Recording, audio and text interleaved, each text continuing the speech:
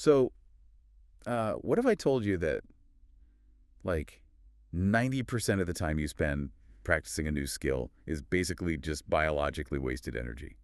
I mean, it sounds completely wrong, right? It really does. Because think about the last time you really tried to master something. Yeah. Maybe you were studying a new language or trying to learn the guitar or even just house training a puppy. Right. You just assume that doing it over and over is the key. Exactly. You assume the more repetitions you squeeze in, the faster the learning happens. We all do. We've literally been told our whole lives that practice makes perfect. Oh, absolutely. But what if your brain isn't actually counting your repetitions at all?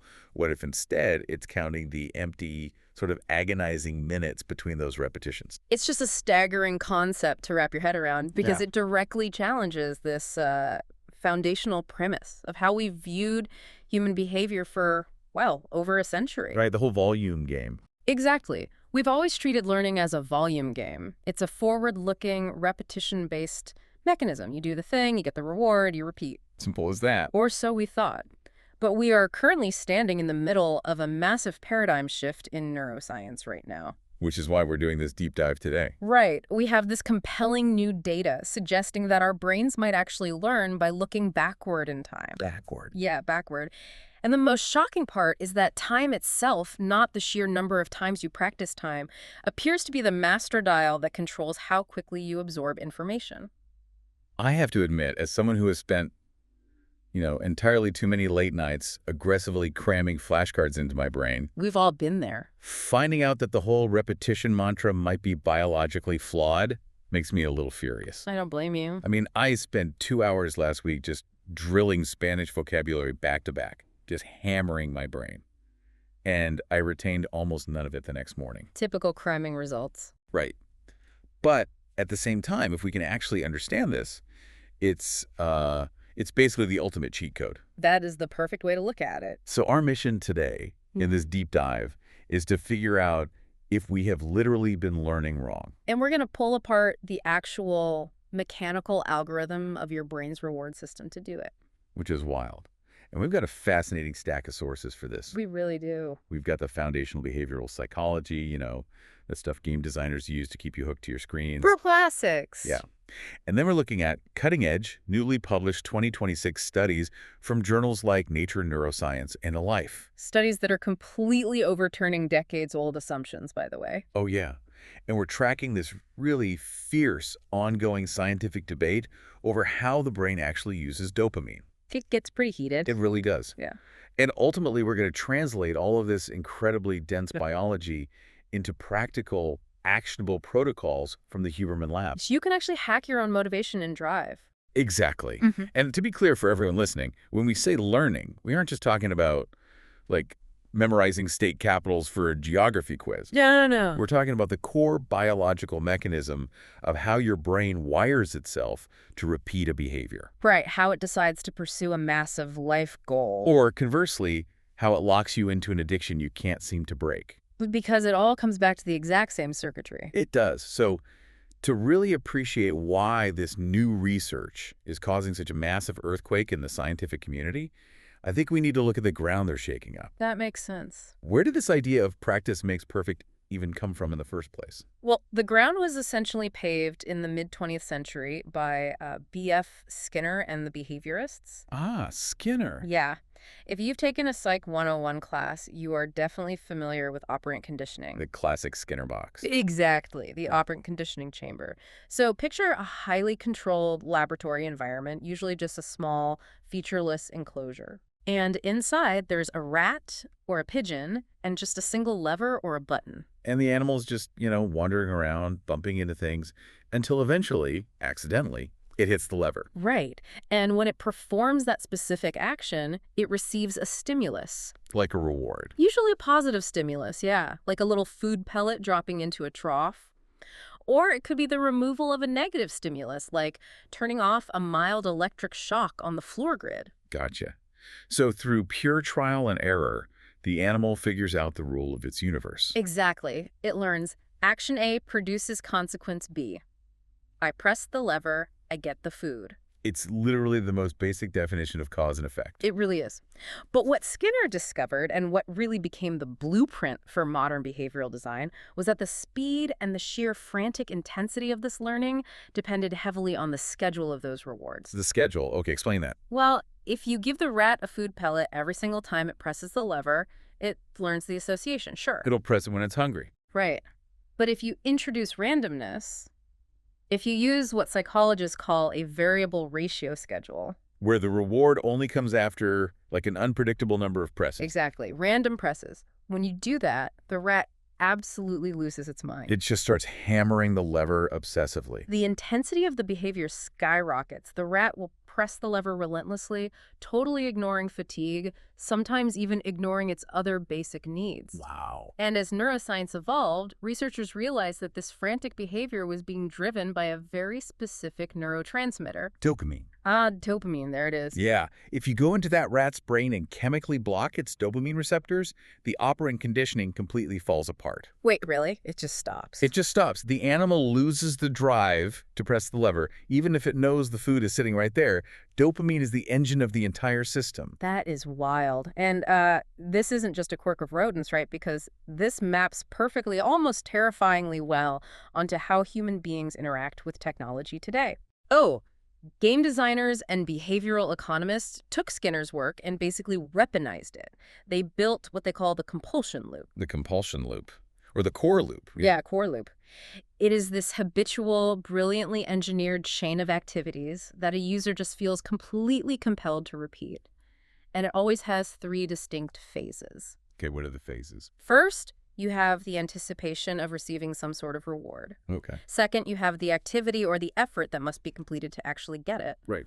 And third, the act of finally obtaining that reward, which then resets the entire cycle. Let's slow down on the dopamine part of this loop for a second, because I feel like there's a massive colloquial misunderstanding here. There really is. People always say, oh, I got a great hit of dopamine when I finally beat that video game level, or I got a dopamine rush when I ate that slice of cake. Yeah, we hear that all the time. But biologically, that timing is just totally backwards, isn't it? It is perhaps the single most common misconception about the brain. Okay, clarify it for us. Well, dopamine is widely branded as the pleasure chemical, right? A reward you get after you do something good. Right, like a prize. But from a neurological standpoint, the massive synthesis and release of dopamine doesn't peak when you obtain the reward. It peaks during the anticipation phase. Oh, wow. Yeah. Dopamine is the chemical of craving. It's the molecule of motivation and pursuit. It creates a feeling of drive that compels you to perform the action. Wait, so the dopamine is what gets you off the couch. Exact. It's not the satisfaction of eating the pizza. Mm. It's the intense, almost restless desire you feel while you're waiting for the delivery guy to ring the doorbell. That's a perfect way to visualize it. The neurotransmitter itself isn't technically what you're addicted to in a behavioral sense, but it drives addictive loops because your brain desires to experience that anticipatory surge again and again. You just want to feel the drive. You want to feel the drive. One of the documentation on compulsion loops gives this incredibly vivid example from the video game industry. Oh, the Monster Hunter one. Yes. They point specifically to the Monster Hunter franchise by Capcom. I mean, if you want to see a Skinner box scaled up to a multi-million-dollar entertainment empire, this is it. It's a masterclass in behavioral design. So you play as a hunter, and you spend 30, maybe 40 minutes fighting this massive, incredibly difficult dragon. Which is the effort phase. Right. You finally slay it, and you get monster parts as your reward. Yeah. But here is the variable ratio kicker. The loot drops are entirely random. You never know what you're going to get. Never. You might get the ultra-rare flaming dragon scale that you desperately need to upgrade your sword, or you might just get a bunch of useless dragon claws. And because you didn't get the scale. You have to go fight the monster again. And again. And again. Which forces you to repeat the effort phase of the loot. Exactly. But the genius of it is, even when you do get the rare scale, what do you do with it? You craft a slightly stronger sword. Right. Why? So you can go fight an even harder monster to get even rarer random parts to build an even stronger sword. It never ends. It is a perpetual, endlessly enclosed loop of anticipation, grueling activity, and unpredictable reward. And when you look at it through that lens, It perfectly explains the incredible rise and the intense legislative controversy really surrounding loot boxes in modern gaming. Well, yeah, loot boxes are everywhere now. They are. Loot boxes are basically digital packages that players can earn through playing, or, crucially, they can buy them with real-world money. Right. When you open one, the game doesn't just quietly give you an item. The screen flashes, the controller vibrates, epic music plays. That's a whole production. It's a highly engineered sensory experience designed specifically to heighten that anticipatory dopamine spike. And then it just spits out a random assortment of in-game items. It's literally a digital slot machine sitting in the middle of a video game. That's exactly what it is. And it relies on the exact same psychological vulnerability B.F. Skinner documented. Because of the randomness. Because the reward is unpredictable, yes. It causes your brain to produce dopamine at significantly higher rates than a fixed predictable reward ever could. Unpredictability is the key. It drives the player to keep grinding or keep swiping their credit card just to experience that anticipatory rush one more time. Wow. Game designers have become absolute masters of this. They don't just use one loop.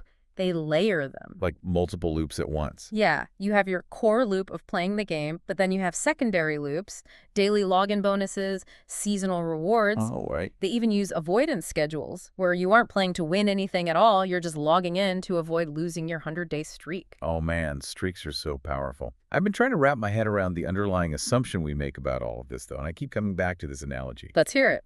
We basically treat human learning and motivation like a coffee shop punch card. Okay. You know the ones. You buy a coffee, they stamp the card. 10 punches equals 1 free coffee. Yep, the classic loyalty card. In our minds, we assume the brain is just the barista, tallying up the reps. Trial 1. Press lever. Get food. Punch the card. Trial 2.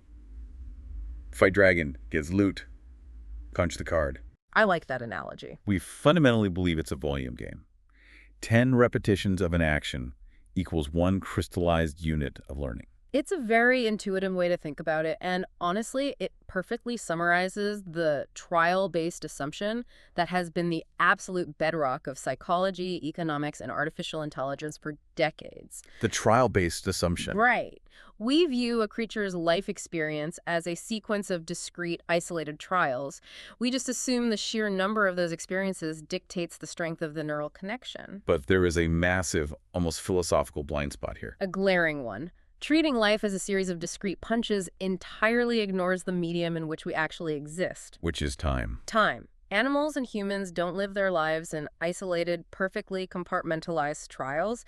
We live in a continuous flow of time. Right. And the incredible new data we are looking at suggests that the brain's algorithm might not be counting the punches on the card at all. What's it doing instead? It might be calculating the time you spend walking to the coffee shop, the time you wait in line, and the time between your visits. Which means we really need to look under the hood. Yeah.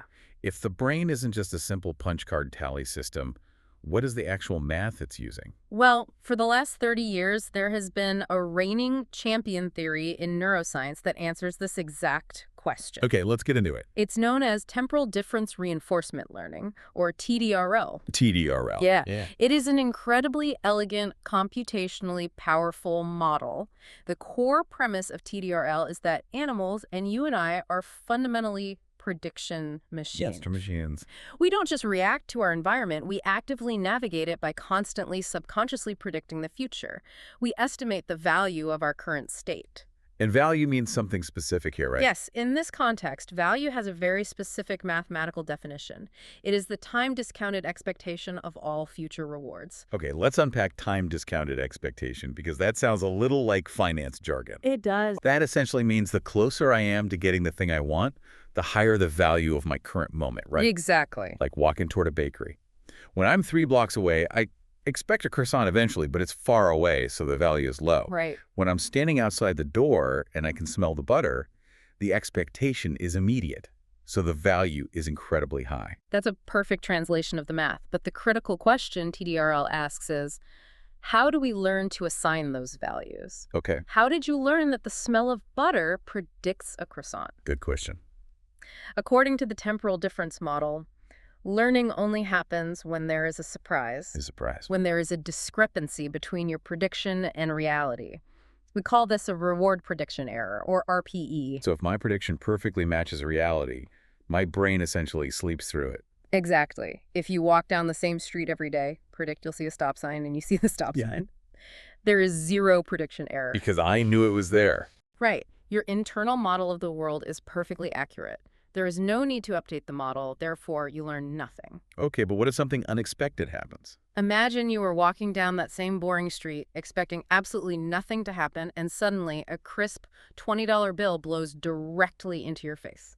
That is a very welcome surprise. It is a massive positive reward prediction error. Ah, okay. Your brain registers a jarring discrepancy between what was predicted, which was nothing, and what actually happened, a sudden influx of resources. So the surprise teaches the brain. Yes. This surprise generates a powerful teaching signal. And in the biological brain, it is widely believed that your dopamine neurons are the physical embodiment of this temporal difference error. Wait, so the dopamine neurons literally fire because of the math error? Yes, they fire a massive phasic spike of dopamine. That spike washes over the synapses in your striatum, which is the habit center of your brain, and it acts as a molecular command. What does the command say? It says, whatever you were just doing, whatever cue you just looked at before this money hit your face, wire those neurons together strongly. Remember this path. And it works in reverse too, right? Oh, absolutely. Like if I reach into my pocket fully expecting to find my $20 bill and my pocket is empty. You experience a negative prediction error. Okay. Your dopamine neurons, which maintain a steady baseline firing rate, will suddenly pause. They dip. Oh, they drop below baseline. Yeah. That sudden lack of dopamine is a biological signal of disappointment. It tells your brain, update the model. This is not a reliable path to reward. Weaken that neural connection. I want to make sure we don't understate how influential this TDRL model has been. Because it didn't just stay in biology labs. Not at all. It literally built the modern digital world. In the 1990s, computer scientists took this exact mathematical concept of prediction errors and used it to write software. TD Gammon, right. Yes, they built a program called TD Gammon to play the board game backgammon, and they didn't program it with human strategies at all. They just let it play. They just let it play against itself millions of times. Every time it made a move that led to an unexpected win, it got a positive prediction error. And an unexpected loss was a negative error. Exactly. Yeah. And just by updating its internal values based on surprise, TD Gammon achieved human world champion levels of play. It's amazing. It proved that this forward-looking prediction error model is staggeringly efficient. It's basically the architecture behind modern artificial intelligence. It is a beautifully cohesive theory. I mean, it explains the AI, it explains the rat and the Skinner box, it explains why unexpected gifts feel so good. It seems perfect. It felt like neuroscience had basically solved the learning equation. Case closed. But science is rarely that tidy. As neuroimaging technology advanced, researchers started looking much closer at those actual dopamine neurons. They wanted to see the math in action. Right. They wanted to see this prediction error spike in real time. And when they did, they found an anomaly in the data that nearly broke the entire temporal difference model. They discovered a phenomenon they called dopamine ramping. Oh, this is where the story gets so weird. Yeah, Because the experimental setup is almost sci-fi. it really is. To measure this, neuroscientists put mice into literal virtual reality environments. It's an incredible setup. The mouse is head-fixed, meaning its head is held perfectly still under a microscope so they can image single neurons firing in its brain. Okay. The mouse's feet are resting on a spherical trackball, kind of like an old computer mouse. As the mouse runs on the ball, the screens around it display a virtual digital corridor. So it's playing a VR video game. Basically, the mouse is navigating down this hallway toward a visual target. When it reaches the target, a little spout delivers a drop of sugar water. So if the classic TDRL model is perfectly correct, we know exactly what the dopamine should do, right? I do. The mouse runs down the hall. Yeah. It doesn't know when the reward is coming. Suddenly, it hits the target and gets the sugar water. Surprise! Exactly. The dopamine should fire in one massive, sudden burst. Just a huge spike. That is exactly what decades of theory predicted. But that is not what the microscope showed. What do they see? Instead of a sudden spike at the moment of surprise, the researchers watched the dopamine levels smoothly, continuously ramp up as the mouse ran down the hallway. Ramp up. Yeah. With every step closer to the goal, the dopamine level grew higher and higher. It was growing in direct proportion to how close the mouse was to the reward in space and time. I am trying to wrap my head around why this is such a huge problem for the theory, and the only way I can think to describe it is that it's an oxymoron. That's a good word for it. If dopamine is strictly a surprise signal, a literal mathematical prediction error, why is it ramping up smoothly and predictably? Exactly the problem. It's like standing on the beach on a clear morning, watching the sun slowly come up over the horizon and being increasingly startled by it every single second. That's hilarious, but it's a great analogy. It makes no sense. If the mouse can see the target and knows it is running toward the reward, there is no surprise. So why is the dopamine increasing? You've just articulated the exact frustration that sparked a massive multi-year debate in the neuroscience community. I can imagine. How on earth do you explain a predictable prediction error?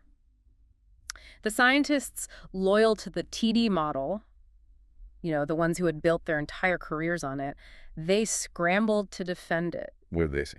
They argued that the ramping doesn't disprove the model. It just means the brain is doing something slightly more complex than we thought. Right away. Well, some proposed that this ramping dopamine isn't actually a teaching signal at all. They argued it's a value signal acting as a motivational driver. A motivational signal. So instead of saying, learn this, the dopamine is acting like a coach on the sidelines, yelling, keep going, you're getting warmer, warmer. Hot. Yes, exactly. A continuous readout of that time-discounted value we talked about earlier. Okay, that sort of makes sense. But other TD defenders took a different angle. They argued that the ramp is a genuine prediction error, but it's generated by the constant resolution of tiny uncertainties. Tiny uncertainties. Think about the mouse running in VR.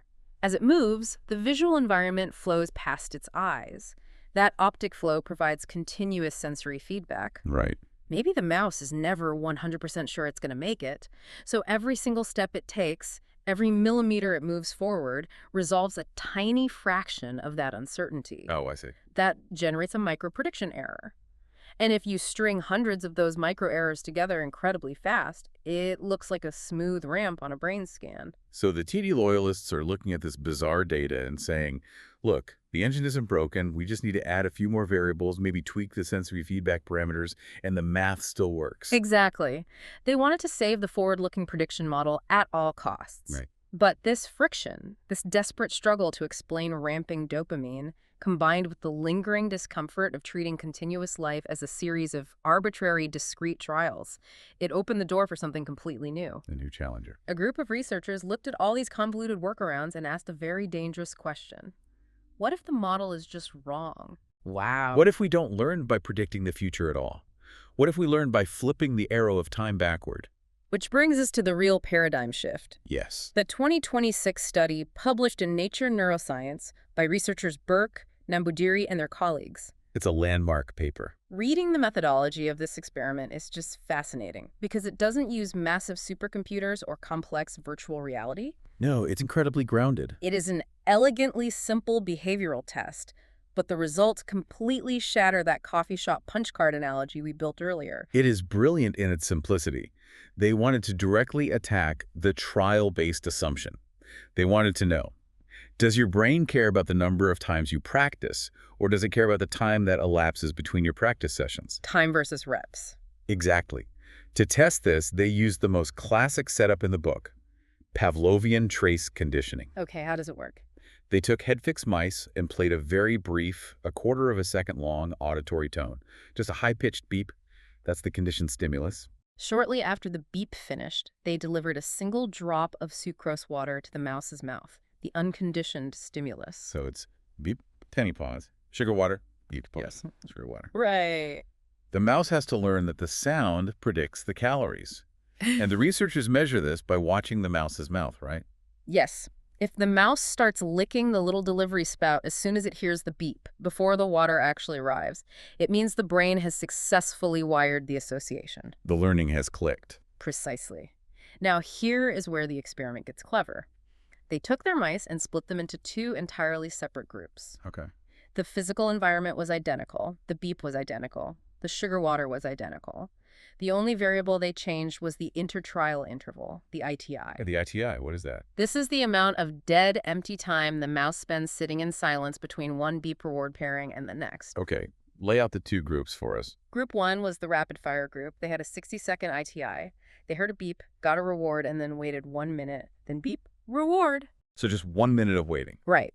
Because the wait was so short, they blasted through 50 of these trials in a single day's session. So they're getting a ton of practice. 50 reps. Group 2 was the sparse group. They had a 600-second ITI. 600 seconds. They heard a beep, got a reward, and then they sat there in the chamber for 10 full minutes of empty time before the next beep. 10 minutes of just nothing. Because the wait was so agonizingly long, they only experienced 6 trials per day. Wait, 50 trials versus 6 trials? Yes. But crucially, both groups spent roughly the same total amount of real-world time, about an hour a day, inside the conditioning chamber. Let's pause and really look at the math of our old assumptions here. Let's do it. If the classic textbook behavioral models are right, if practice makes perfect is true, Yeah. Group 1 is getting 50 repetitions a day. Group 2 is getting 6 repetitions. Right. Group 1 has nearly 10 times the volume of experience. They should master this association in a fraction of the time, right? That is exactly what every single TD learning algorithm would predict.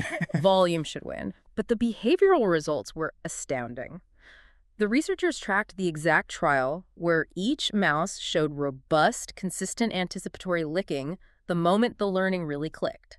Okay, what happened? The 60-second mice, the ones getting rapid-fire practice, took an average of 94 trials to finally learn the association. 94 trials. That's almost 2 full days of sitting in the box getting drilled with beeps and water. Now look at the 600-second mice, the ones sitting around doing nothing for 10 minutes at a time.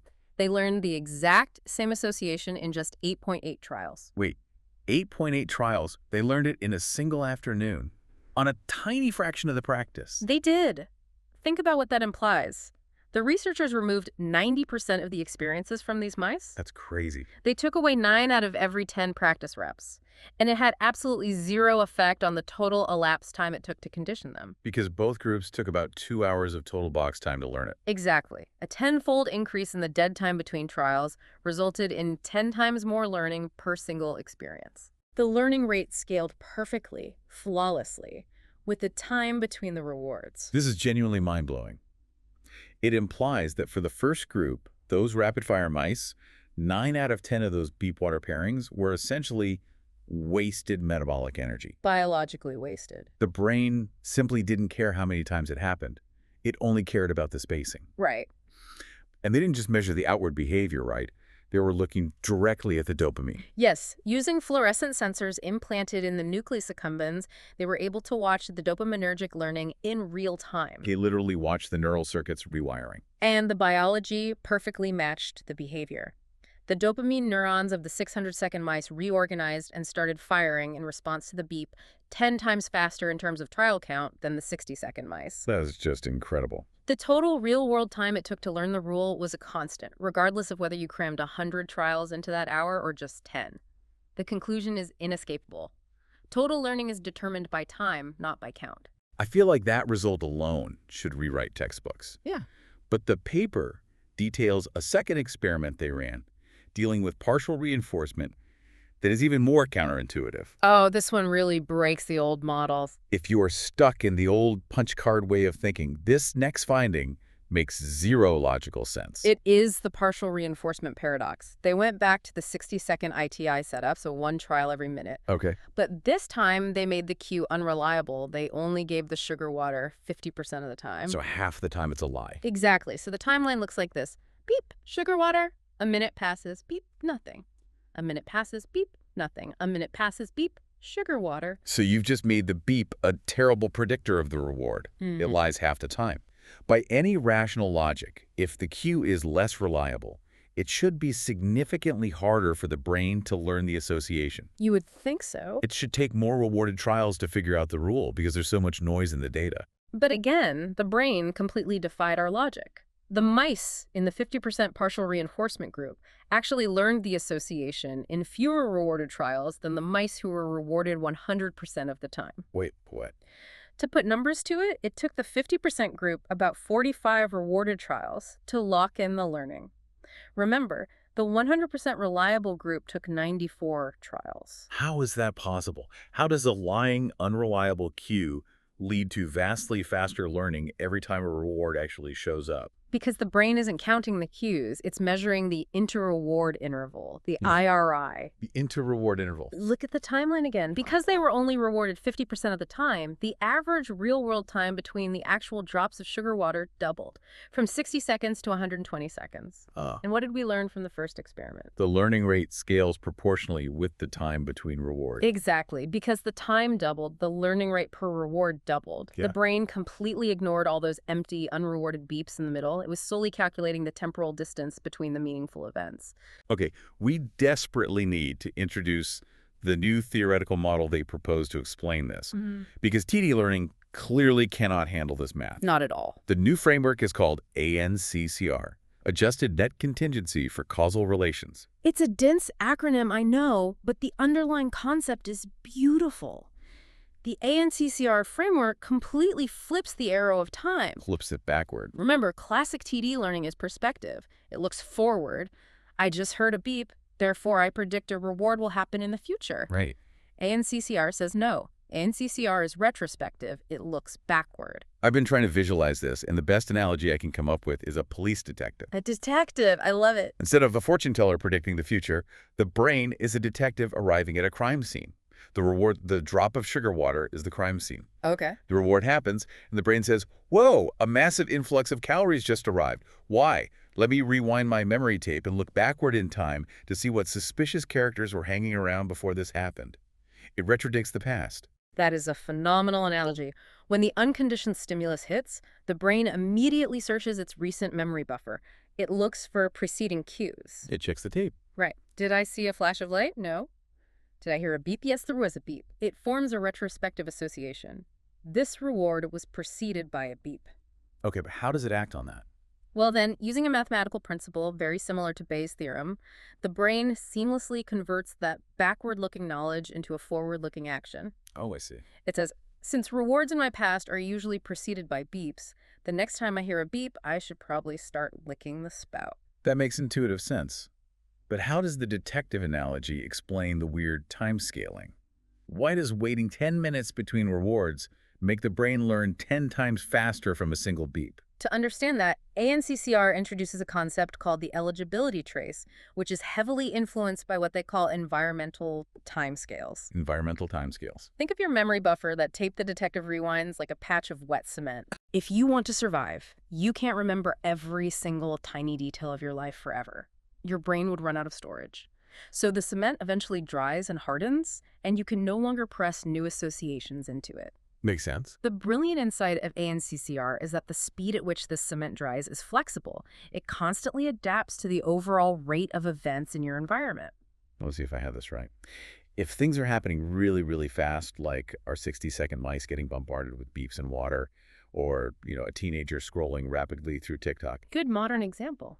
the brain realizes it's in a high event rate environment. It says, there's too much data coming in. I need my cement to dry incredibly fast so I don't mix up the events. Exactly. The eligibility trace time constant shrinks. Your memory window becomes very short. Okay. Because the window is so tight, when a reward finally happens, the brain only looks backward a tiny fraction of a second. It only extracts a tiny bit of associative learning. So it's very shallow learning. Right. But consider our 600-second mice. They sit in silence for 10 minutes. Just waiting. The brain assesses the environment and says, wow, absolutely nothing is happening here. Meaningful events are incredibly scarce. I need to keep the cement wet for a very, very long time. Oh. I need a massive eligibility trace because if a reward ever does show up, I cannot afford to miss whatever caused it. So when that rare, precious drop of sugar water finally hits the tongue, the brain turns around with this massive, highly sensitive memory window. Exactly. It stretches way back in time, finds the beep, and extracts 10 times as much associative value from it. It's just beautiful math. The brain is mathematically, biologically wired to extract vastly more learning from sparse, spaced-out events than from rapid-fire repetitive noise. And if you apply this to human behavior, it suddenly provides a biological mechanism for something educators have known for a century, the spacing effect. Oh, like spaced repetition. Think about studying for an exam. Every study ever conducted shows that cramming for 8 hours straight the night before is terribly inefficient for long-term retention. Trust me, I know. But studying for 1 hour a day over 8 days yields incredible mastery. We've known the spacing effect works, But ANCCR gives us the neurobiological algorithm for why. Because of the eligibility trace. Right. The empty time between your study sessions or between successful recalls of a fact literally widens your eligibility trace and multiplies the rate of dopaminergic learning per event. It fundamentally changes how you view effort. If you are trying to teach a dog a new trick, or teach your kid to ride a bike, or, learn a new software program at work, Yeah. bombarding the system with rapid, repetitive rewards is actively working against your biology. You are shrinking your own brain's memory window. You are cheapening the value of the reward. You need the empty space. You need the silence. It is a profound shift in perspective. It implies that rest and waiting are not the absence of learning. They are the active calibration of the learning engine. Beautifully put. But, as with any massive paradigm-shifting theory in science, you don't just publish a paper and have everyone politely agree with you. The neuroscience community did not just throw away 40 years of TD learning overnight. Oh, absolutely not. Yeah. The old guard pushed back, and they pushed back hard. Which brings us to the great dopamine schism. The pushback is where it gets really fun. Whenever a beautiful new theory claims to overturn the textbook, the established science fights to find the flaw. Naturally. And reading through this debate, which is brilliantly documented by Nashi Uchida in The Transmitter and supported by counterpapers in the PMC archives, you really see the scientific method working at its best. You really do. Uchida essentially looks at ANCCR and says, this is a neat math trick, but temporal difference learning is robust for a reason, and your new retrospective model fails catastrophically when we test it against actual complex causality. The pushback is incredibly rigorous.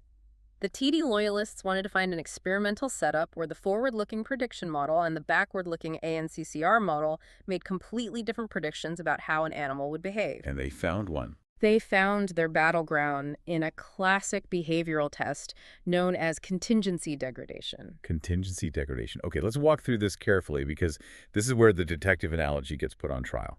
The test is designed to probe exactly how deeply an animal understands true cause and effect. We start with the baseline setup. Okay. Tone A predicts a food reward. The animal learns this perfectly. It hears tone A, it knows food is coming. Standard conditioning. Now, the researchers introduce the degradation phase. They keep playing tone A, and it still predicts food. But they also start dropping extra, totally free rewards into the cage at random times with absolutely no warning and no tone. So the animal's just hanging out, and boom, free food falls from the sky. Yes.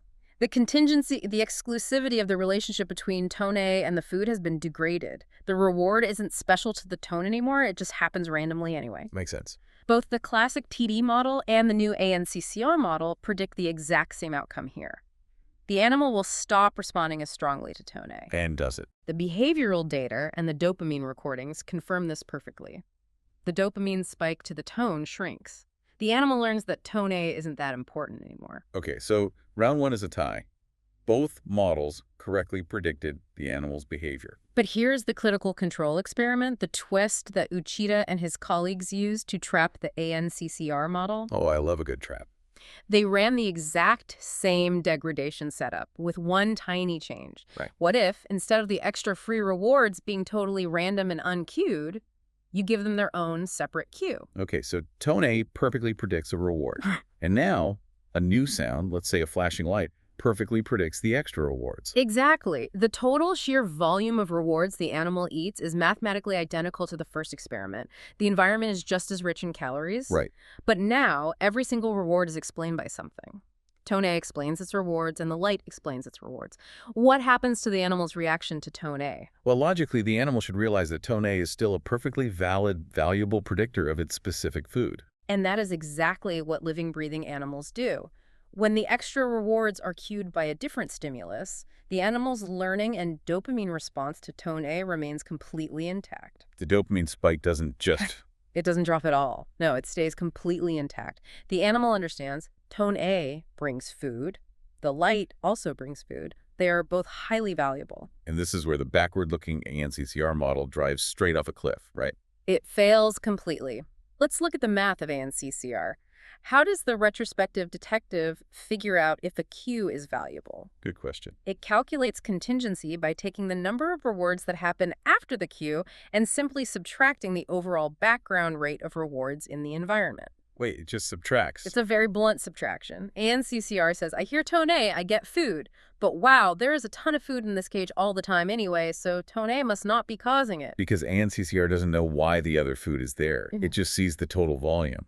Exactly. Because the total number of rewards is identical in both the uncued and the cued extra rewards scenarios, ANCCR's simple subtraction math predicts that the animal's learning should drop in both cases. It can't tell the difference. It cannot distinguish between cued and uncued background noise. It's too simplistic. The researchers point out that the experimental results where dopamine learning is perfectly preserved in the cued condition strongly mathematically violate the predictions of the ANCCR model. So ANCCR failed the test of complex causality. It really did. Okay, so ANCCR takes a massive hit. But wait a minute. If temporal difference learning is just a forward-looking prediction engine, how does it survive this test? Ah, that is the trick. How does a simple predict-the-future algorithm know to maintain the value of tone A? That is the genius of the modern TD defenders. They say that TD learning survives by using what are called belief state representations. Belief state. Or, in artificial intelligence terms, by employing recurrent neural networks, RNNs. The critics of TD learning always pointed to the fact that TD treats life as discrete, arbitrary trials. Right, the coffee punch card. They'd say, animals live in continuous time, not in trials, so your model is wrong. The TD researchers replied, no, the math isn't wrong. You just aren't giving the TD algorithm a sophisticated enough map of reality. Okay, I need a really good analogy for this belief state idea, because recurrent neural networks sounds like something straight out of the Matrix. Think about sitting in a doctor's waiting room. Okay. If you program a basic old-school TD model, it only recognizes two states. I hear the nurse call my name, and I am seeing the doctor. Right. It thinks the time in between is just a void, nothingness. But as a human, when you sit in that chair for 45 minutes, you aren't experiencing a void.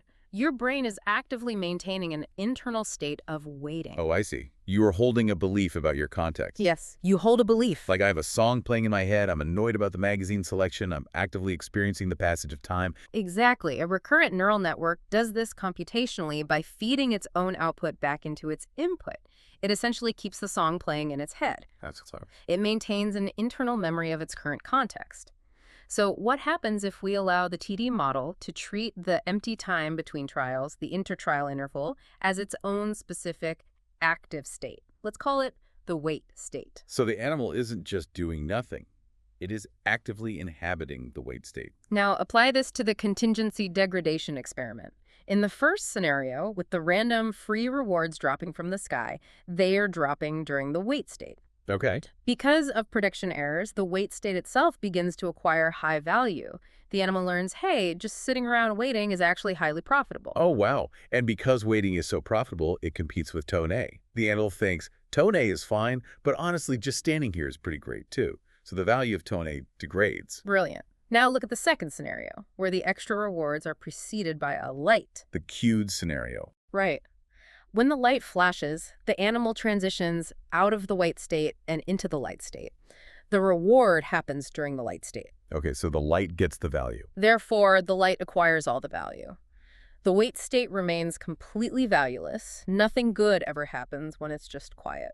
So waiting doesn't compete with tone A.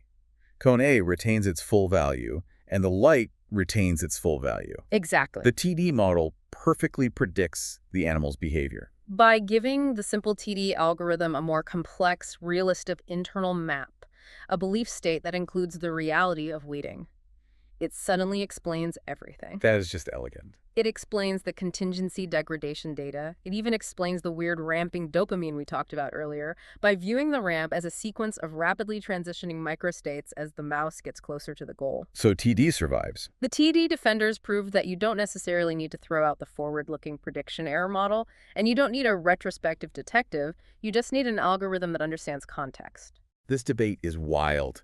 It feels like we are watching two heavyweight boxers just trade massive blows. It really is the cutting edge of science. But I can't help but wonder, are we looking at this as a false dichotomy? What do you mean? Does it have to be one or the other? Could the biological brain be running a short-term, forward-looking prediction engine like TD and a long-term retrospective detective like ANCCR at the exact same time? That's a very deep question. It's like my smartphone. I have different apps open for different tasks. I have a mapping app to navigate my immediate physical steps, but I also have a calendar app open to review my past timeline and figure out why I'm always late on Tuesdays.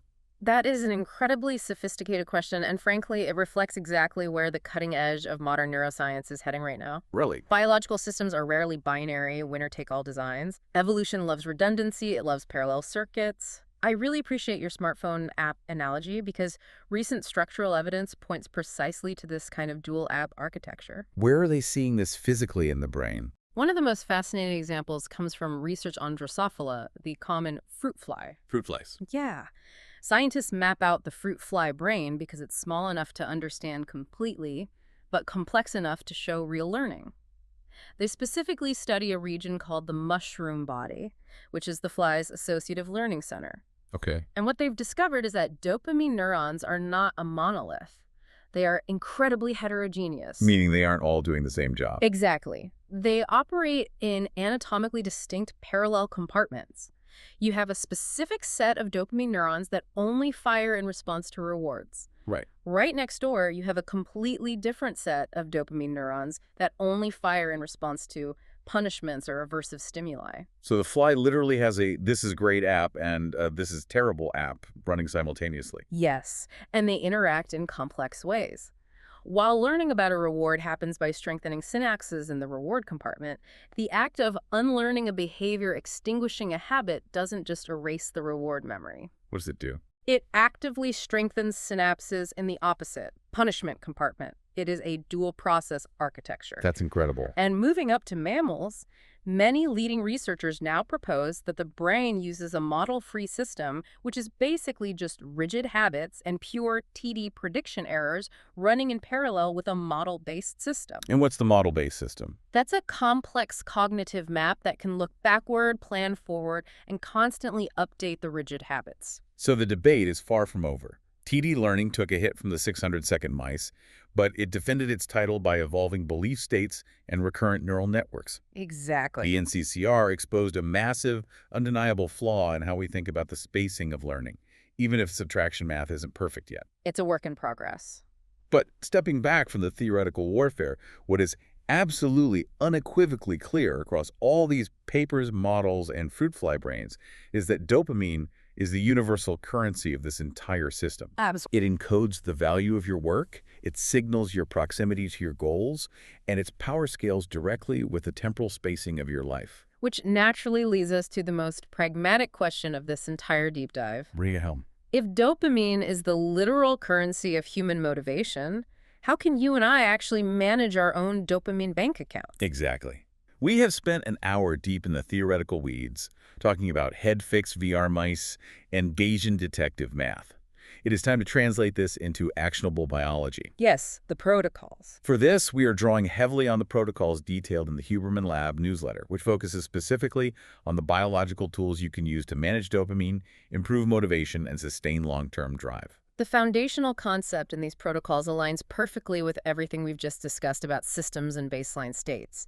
You have to understand that your dopamine system operates on two levels. Two levels, okay. First, you have a baseline level of circulating dopamine. Second, you have phasic peaks, the sudden spikes of dopamine that occur when you anticipate or achieve a goal. Let's start with the baseline, because I think people just completely ignore this. We're all chasing the spikes. Which is a huge mistake. Your baseline level dictates your overall day-to-day sense of drive, your baseline energy, and your general feeling of capability. Like your resting motivation. Exactly. If your baseline is depleted, you feel lethargic, you lack motivation to start even simple tasks, and you derive very little pleasure from pursuits that usually excite you. You just feel flat. Right. It doesn't matter how big a spike you try to generate. If the baseline is 0, the engine won't turn over. So job number 1 is protecting and elevating that baseline. How do we do it biologically? The biology of the dopamine baseline is exquisitely sensitive to two things: light and nutrition. Light and nutrition, okay. The primary tool, which Huberman heavily emphasizes, is viewing early morning sunlight for 10 to 30 minutes daily, ideally within the first hour of waking up. And this isn't just a psychological getting fresh air thing, right? This is the neurochemical mechanism. Oh, it's hard biology. And you can't wear sunglasses, right? Correct. No sunglasses, though prescription glasses or contacts are fine because they don't filter out the necessary wavelengths. Good to know. You obviously don't stare directly at the sun to the point of damaging your retinas, but you need the bright, full-spectrum outdoor light to physically hit the photoreceptors in your eyes. What happens when it does? When those specific light wavelengths hit the retina, it triggers a neural circuit that signals the brain to release a sustained, healthy wave of dopamine. That's amazing. But even more importantly for the long term, consistent morning sunlight exposure has been shown to actually increase the gene expression for specific dopamine receptors, particularly the D2 receptor. Right. It changes your gene expression. Yeah. It's like you're upgrading the cellular infrastructure. That's exactly what it's doing. You aren't just making more dopamine, you are building more receiver dishes, so your brain becomes vastly more sensitive to the dopamine you already have. Precisely. You get more leverage out of your own neurochemistry, and nutrition plays a necessary supporting role here too. Because you need the building blocks. Dopamine doesn't just appear out of nowhere. Your body has to synthesize it. The primary building block for dopamine is an amino acid called L-tyrosine. So if you don't eat tyrosine, your dopamine factory literally runs out of raw materials. Yes. So incorporating tyrosine-rich foods into your diet supports this natural production pipeline. What kind of foods are we talking about? These include certain meats, particularly beef, various nuts, and hard fermented cheeses. Ensuring your body has the precursor amino acids is fundamental to maintaining the baseline. Okay, so morning sunlight and a tyrosine-rich diet build the baseline up. But there's a massive warning in these sources, a trap that most of us fall into every single night that actively destroys our baseline. This is perhaps the most critical warning in the entire protocol. Okay, what is it? Avoiding bright lights between the hours of roughly 10 p.m. and 4 a.m. is absolutely essential. No screens in bed. The neuroscience behind what happens in your brain when you look at a bright screen at midnight is fascinating and honestly a bit frightening. Viewing bright light during these specific circadian hours activates a very specific tiny region of the brain called the habenula. The habenula. I've heard neuroscientists describe the habenula as the anti-reward center of the brain.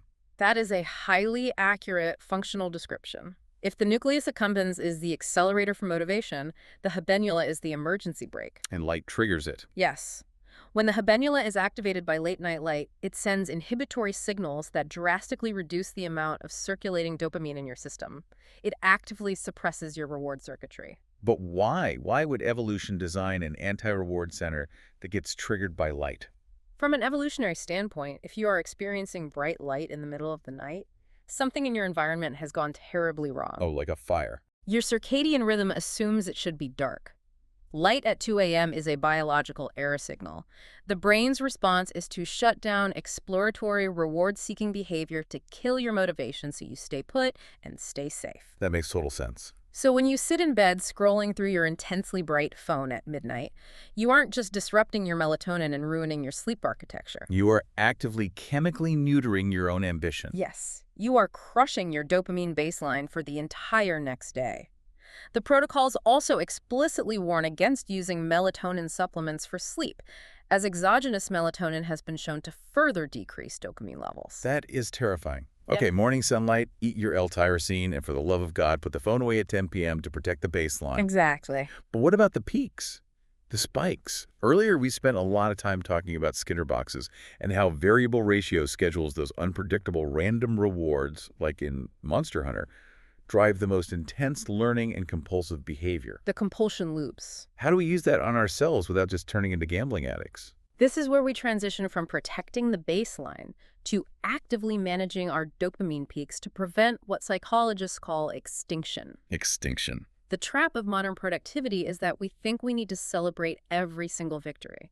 But if you experience a massive engineered spike of dopamine every single time you complete a task, say, you eat a piece of chocolate every time you finish an email, the system eventually downregulates. The classic tolerance effect. Exactly. You need a bigger and bigger spike of dopamine just to feel the same baseline level of satisfaction until eventually normal, unrewarded hard work feels absolutely terrible and impossible to start. So what's the fix? To combat this, the protocol suggests a technique called RRT, Random Intermittent Reward Timing. RRT.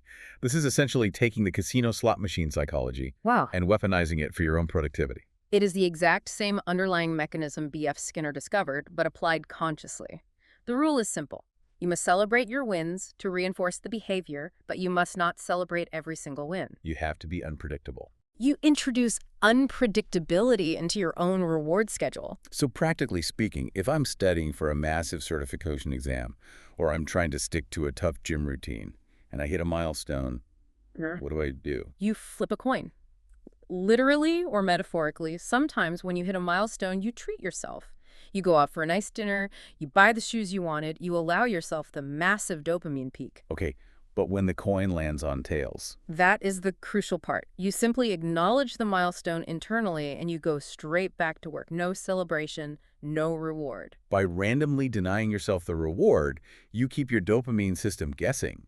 You keep it highly sensitive. Exactly. It prevents the drop-off in motivation that inevitably happens when rewards become entirely predictable and expected. You stay hungry. But the absolute holy grail of motivation hacking, according to the neurobiology, isn't about external rewards at all. No, it's internal. It's about cognitive control.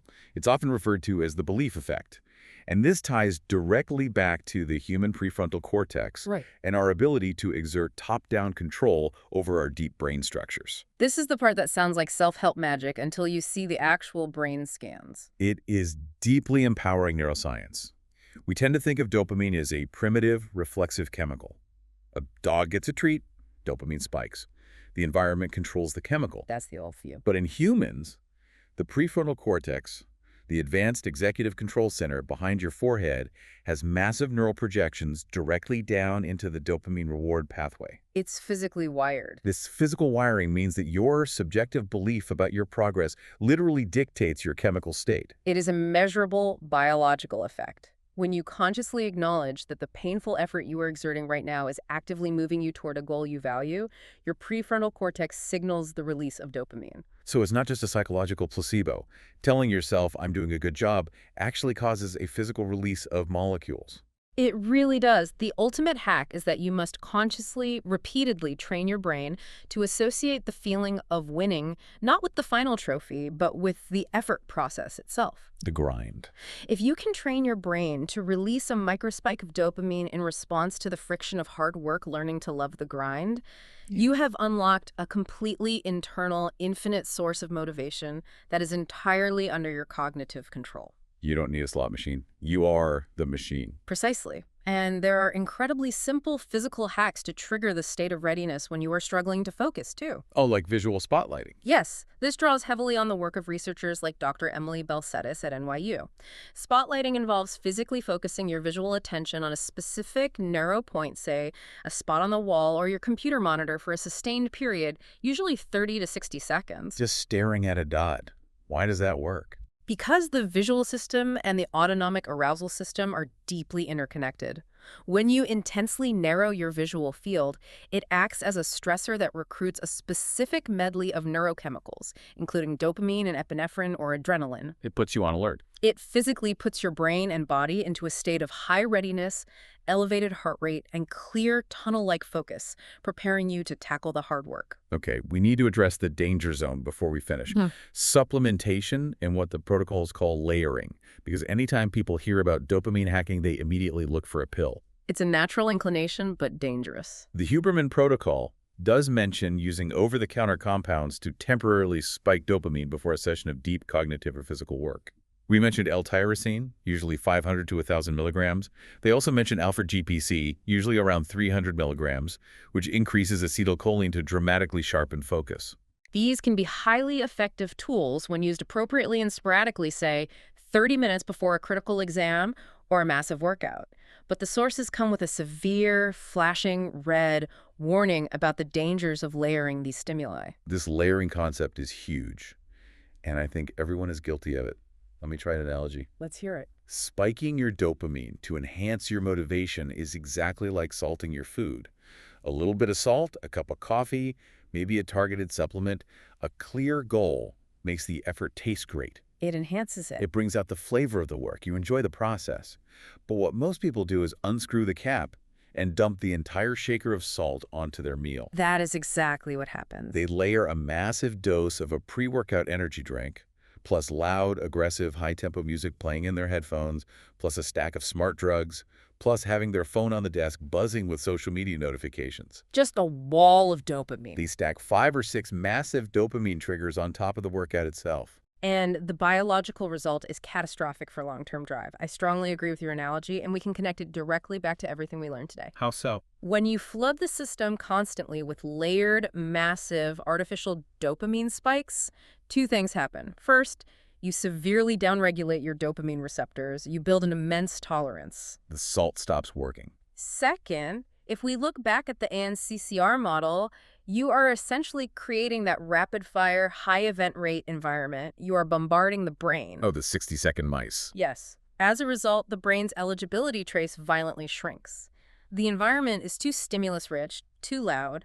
The brain forgets how to learn from subtle, quiet cues. You fry the circuits. And tomorrow, when you go to the gym without the pre-workout and the loud music, you won't taste the satisfaction of normal, unseasoned hard work at all. It will feel agonizing. Exactly. By stripping away the layers, by spacing out your rewards, by randomly denying yourself the celebration, and by refusing to stack every possible stimulant on top of every single work session, you maintain a pristine, healthy baseline. You keep the system clean. You keep the brain highly sensitive to learning and motivation. In the language of the mice experiments, you are actively stretching out your own inter-reward interval to maximize the associative value of your efforts. We have covered a truly massive landscape of science today. I mean, we started all the way back in the mid-20th century, looking at B.F. Skinner's operant conditioning boxes, watching rats press levers. The foundational stuff. And we mapped that underlying psychology straight onto the compulsion loops of modern video games, from Monster Hunter to the predatory design of digital loot boxes. We ventured deep into the mathematical engine of the brain, exploring how temporal difference reinforcement learning and reward prediction errors use the element of surprise as a fundamental teaching signal. And how that exact same forward-looking math powers the artificial intelligence systems that run our modern world. Then we looked at the profound, unsettling paradigm shift proposed by the ANCCR model, where the brain might not be predicting the future at all, but rather acting like a detective retrodicting the past. The backward-looking math. We learned that the 600-second mice proved that 90% of our frantic repetitions might be entirely wasted energy, and that learning scales mathematically with time, not just with repetition. The eligibility trace needs empty time to stretch out. And we navigated the fierce, ongoing scientific pushback. We looked at the contingency degradation experiments that forced TD models to evolve, adopting recurrent neural networks to map out the empty wait states of our lives. It revealed a brain that isn't simple, but likely runs multiple parallel learning apps, model-free habits, and model-based cognitive maps simultaneously, as seen in the elegant architecture of the fruit fly brain. And finally, we pulled all of that dense, abstract neuroscience down to earth, translating it into practical biological tools to hijack our own motivation systems. Getting morning sunlight to build the baseline, avoiding the terrifying midnight trap of the habenula. And using casino-style intermittent rewards and the cognitive belief effect on ourselves to prevent burnout. If there is one overarching thesis to extract from all of these diverse sources, it is profound in its simplicity. What is it? The old adage that practice makes perfect is fundamentally biologically incomplete. Mindless repetition alone is not the master key to mastery. Deliberate time, strategic temporal spacing, and aggressively managing your underlying neurochemical baseline are what actually make perfect. I want to leave you with a final provocative thought to chew on, based on everything we've unpacked today. We talked earlier about how artificial intelligence models, like the backgammon champion TD Gammon, or even modern large language models, were built on the classic, forward-looking temporal difference learning algorithms. Right. They rely on millions and millions of brute force, rapid-fire repetitions to learn a single task. They blindly count the punches on the punch card. Which requires massive server farms and is incredibly computationally expensive. Exactly. But if neuroscientists are right, if they conclusively prove that biological brains learn exponentially faster by doing the exact opposite, by spacing out rewards, extending that eligibility trace, and looking backward in time to retrodict causal relationships, what happens when we program the next generation of AI to do the same? It's a genuinely thrilling question. Could we soon see artificial systems that don't need millions of iterations to learn a task? Systems that can master a complex, chaotic environment in a single afternoon, just by taking a pause, experiencing a long, quiet interval, and looking back at what just happened. Given the rapid, continuous cross-pollination between biological neuroscience and computer science we've discussed today, it is highly likely that the architects of the next massive AI breakthrough are looking at these exact models of retrospective learning right now. So the next time you're struggling to learn a difficult new skill, or you're exhaustedly trying to break a stubborn bad habit, remember, the X-ray machine of the mind is complicated, but we are finally starting to read the actual code. Don't just mindlessly pull the lever hoping for a dopamine pellet. Respect the algorithm. Just space out your efforts, guard your baseline, Yeah. and keep diving deep.